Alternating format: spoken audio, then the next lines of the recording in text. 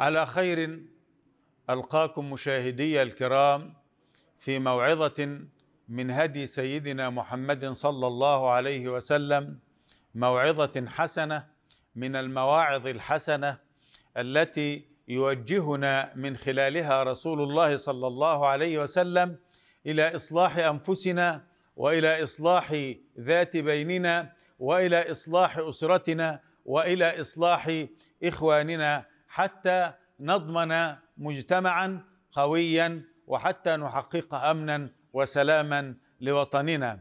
من المعلوم أن الأسرة هي سر المجتمع، والأسرة هي نواة المجتمع، ومن المعلوم أن الأسرة بقوتها يكون المجتمع قويا، وبالتالي فإن مواعظ النبي صلى الله عليه وآله وسلم تعرضت للأسرة، كيف تجعل البيت وكيف تجعل الزوج والزوجة في أمن وأمان.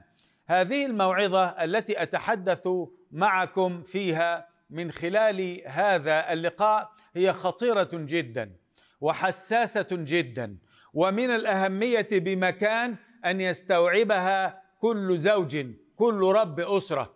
الرسول صلى الله عليه وآله وسلم في بيته إذا به يفاجأ بأعرابي، ومعنى أعرابي يعني رجل ثقافته بسيطة. هذا الرجل جاء لرسول الله صلى الله عليه وآله وسلم يعرض عليه مشكلة من مشاكله. صور هذا الأعرابي المشكلة فقال: يا رسول الله، إن امرأتي قد ولدت لي ولدا أسود وأنا أنكره. الرجل عرض مشكلته، ولا بد لمن يعلم ويوجه ولمن يعظ ولمن يضع الحروف على النقاط والنقاط على الحروف، لا بد لهذا أن يكون حكيما، لا بد لهذا أن يتحدث فيما يداوي هذا الجرح. الرجل يعرض بأسرته ويعرضها للفشل، وهم الفقهاء يقولون عن هذه المسألة: التعريض بنفي النسب مشكلة خطيرة تحتاج من الواعظ إلى تؤدة، وأن يكون جوابه جوابا في مكانه الصائب، لا أن يخرج بعيدا ولا أن يتخيل أمورا لم تقع. أمامنا عقل بسيط في التفكير، فكيف نعالجه؟ جاءت موعظة رسول الله صلى الله عليه وسلم لتعالج عقلا يعرض لنا في كل المجتمعات. هذا العقل له صور كثيرة في مجتمعاتنا الحديثة. التعريض بنفي الولد، وتلك مسألة من أخطر المسائل التي واجهها رسول الله بحكمته. انظر أخي المشاهد، انظري أختي المشاهدة كيف عالج رسول الله صلى الله عليه وآله وسلم. خرج من تصور هذا الأعرابي للمسألة أنها زوجة وأنه ولد، خرج من هذا التصور، حيث لم يسأله: هل زوجتك لعوب؟ هل تشك في زوجتك؟ لم يتعرض لكل هذه الأمور، وإنما داوى علته بموعظة علمية جميلة. فقال له: يا أعرابي، هل عندك من إبل؟ فقال: نعم يا رسول الله.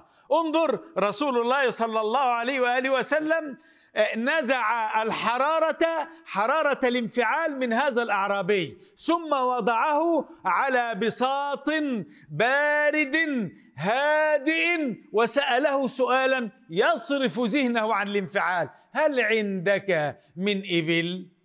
فقال الرجل: نعم يا رسول الله. قال له: ما لونها؟ يبقى الرسول قسم الموعظة إلى مراحل. هل عندك من إبل؟ قال: نعم. السؤال الثاني: ما لونها؟ قال: حمر يا رسول الله. قال: هل فيها من أورق؟ وأورق يعني مخالف في اللون. أنت قلت إن الإبل كلها حمراء، فهل فيها من أبيض أو هل فيها من أسود؟ فقال: فيها يا رسول الله.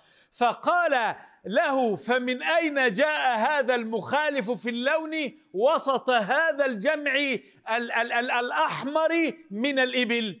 كيف جاء؟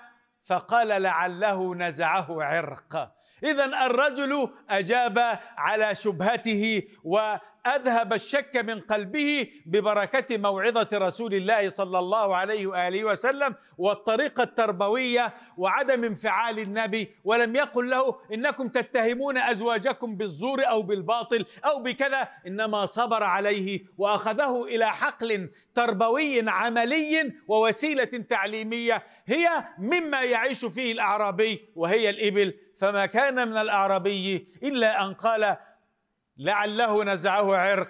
فقال له رسول الله فيما معناه: ولماذا غاب عن ذكائك وعن عقلك أن يكون ابنك